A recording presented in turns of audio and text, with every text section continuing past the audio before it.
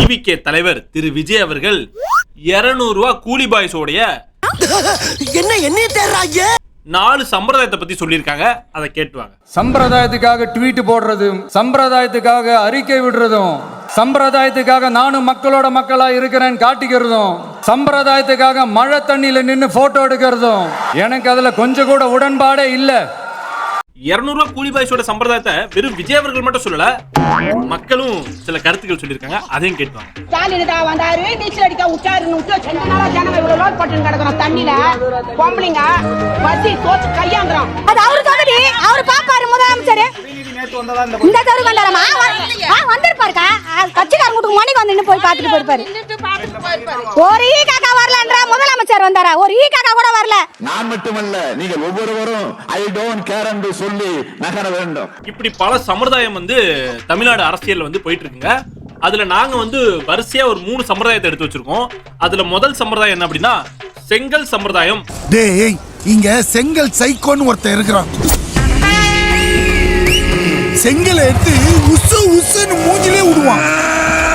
திரு உதயநிதி அவர்கள் உதயநிதி உதயநிதி உலகம் போற்றும் உதயநிதி, உதயநிதி உதயநிதி உலகம் போற்றும் உதயநிதி.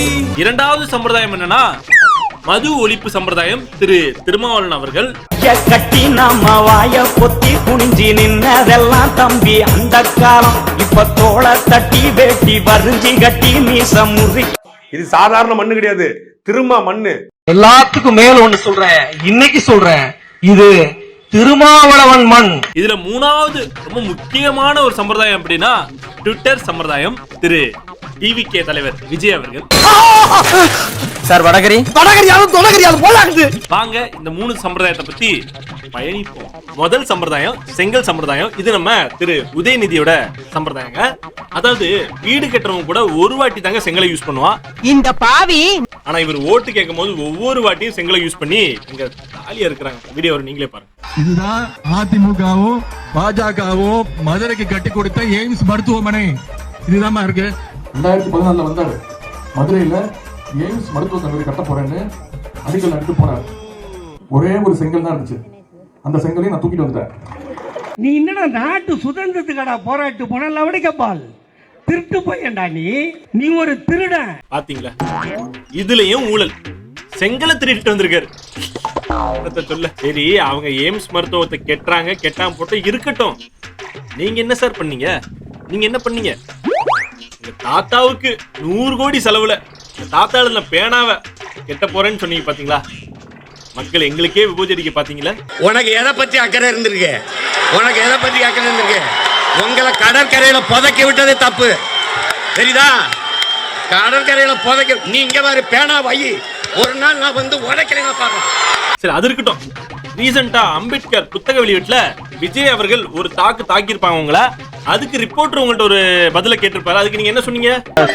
சினிமா செய்திகள் நான் பாக்குறது இல்ல. சினிமா செய்திகள் பாக்குறது இல்ல. யாருங்க மக்கள் தேர்ந்தெடுத்து முதல்வர் வராரு, அந்த அறிவு கூட இல்ல அந்த ஆளுக்கு. சினிமா நியூஸ்ல நாங்க பாக்குறது இல்ல. அப்ப இந்த ரெட் ஜெயின் இந்த இதெல்லாம் சீமான் அண்ணாவோடதா, இல்ல பிஜேபியோடதா, இல்ல அதிமுகவோடதா, இல்ல நம்ம திரு விஜய் அவர்களோடதா? உங்களுக்கு தானே என்னென்ன நீ. ரெண்டாவது சம்பிரதாயம் மது சம்பிரதாயம். இந்த மது சம்பிரதாயத்தை திருமாவளவன் எந்த அளவுக்கு ஒழிச்சிருப்பாருங்கிறத நீங்களே பாருங்க. இனி எவனும் தமிழ்நாட்டிலே பொது இடத்திலே அமர்ந்து மது அருந்த கூடாது. பொது இடத்திலே அமர்ந்து மது அருந்த கூடாது. Few minutes later. மாநாட்டு பந்தலுக்கு வருவதற்கு முன்னால் சில தொண்டர்கள் புதர் பகுதியில் குழு குழுவாக அமர்ந்து மது அருந்திவிட்டு வந்ததாக கூறப்படுகிறது. அதானே கரெக்டா பண்ணிருக்கான். நீங்க என்ன சொன்னீங்க? இனி எவனும் தமிழ்நாட்டிலே பொது இடத்திலே அமர்ந்து மது அருந்த கூடாது. அதனால தொண்டை என்ன பண்ணா? உதறிக்கிட்ட போய் அடிச்சா. இதுல என்ன அதை பண்ணாங்க? அதானே உலக வழக்கம். இது எதுக்கு மக்கள் நீங்களா இந்த கட்சி மேல கொந்தளிக்கிறீங்க அப்படின்னு நினைச்சோம்.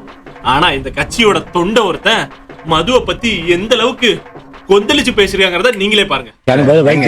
காந்தி ஜெயந்தி கிடைக்கும், அதை போய் வாங்கிட்டு வந்து 200 கேக்குறாங்களா? அது எங்க ஊருக்குள்ள தான் போகணும். ஊருக்குள்ள போனாங்களா? பீர்ல 4% இருந்து 5% தான் ஆல்கஹால் இருக்கும். ஆல்கஹால் தான் போதை தரக்கூடிய ஒன்று. தெரியுது, நீ மூடு. பிராண்டி விஸ்கிலாம் 35% மேல இருக்கும். 100 மில்லி எடுத்துக்கிட்டா 35% ஆல்கஹால் இருக்கும். 35 மில்லி 40 மில்லி பிராந்தியில 40க்கு மேல. அதெல்லாம் ராவா குடிக்க முடியாது. பீர் அப்படியே ஊத்திக்கலாம். போதை ஏறி போய் தகராறு பண்றியா? போதை ஏறாதனால தான் தகராறு பண்றான். பொழுது சாய உள்ள வந்தப்படா குடிச்சுக்கிட்டே இருக்கப்படா. நீரா புளியத தவிர போதை ஏற்றப்பான். பிராந்தி விஸ்கில ஏதாவது கலந்து சோடா கலந்து தான் குடிக்கணும். இல்லனா தண்ணி ஊத்தி தான் குடிக்கணும். ஏன்னா அவ்வளவு கான்சென்ட்ரேட்டட் ஆல்கஹால் இருக்கும். அடர் ஆல்கஹால் இருக்கும் அதுல. எனக்கு ஒண்ணு புரியலங்க. இந்த மாநாடோட தலைப்பண்ணது மது ஒழிப்பு போராட்டம். ஆனா அண்ணன் என்ன பண்றாரு? மது ஒழிக்க சொன்னா மது ஆராய்ச்சி பண்ணிட்டு இருக்காருங்க. பிராந்தியில 30% ஆல்கஹால், விஸ்கில 20% ஆல்கஹால். எனக்கு புரியல. What is this? இதுல என்னன்னா இங்க இருந்து 200 அனுப்புறாங்க கூட்டணி கட்சி. அவங்க 200 அனுப்புறாங்க. இவங்க இங்க இருந்து 200 சரக்கு போட்டுறது. அப்படியே இங்க வந்து மாநாடு நடத்துறது. என்ன மாநாடு கேட்டா மது ஒழிப்பு போராட்டம் அப்படின்னு. நல்லா இருந்தா அவங்க மது ஒழிப்பு. கோட்டர் கேட்டா கோட்டர் வாங்கி கொடுக்கணும், மேட்ரு கேட்டா மேட்ரு முடிக்கணும். அந்த எலெக்ஷன் முடியிற வரைக்கும் போட்டு பிச்சு எடுத்துருவாங்க. இதுல இப்ப சழுவத்துல ஒரு ஃபங்க்ஷனுக்கு கூப்பிட்டுருக்காங்க. ஐயா போகல. அம்பேத்கர் கொள்கைன்னு சொல்றது. ஆனா அம்பேத்கர் ஃபங்க்ஷனுக்கே போகாம இருக்கிறது. கேட்டா இருந்தாலும் பெரிய ஆளுங்க நம்ம எதுவும் சொல்லக்கூடாது. இருந்தாலும் அம்பேத்கரோட பேரண்டான 3வது சம்பிரதாயம் ட்விட்டர் சம்பிரதாயம் திரு டிவிகே தலைவர் விஜய் அவர்களுடைய சம்பிரதாயங்க. இங்க டெய்லி நடக்கிற பிரச்சனைகளுக்கு சம்பிரதாயத்துக்காக ட்வீட் போடுறதும், சம்பிரதாயத்துக்காக அறிக்கை விடுறதும், சம்பிரதாயத்துக்காக நானும் மக்களோட மக்களா இருக்கிறேன் போட்டோ எடுக்கிறதும்,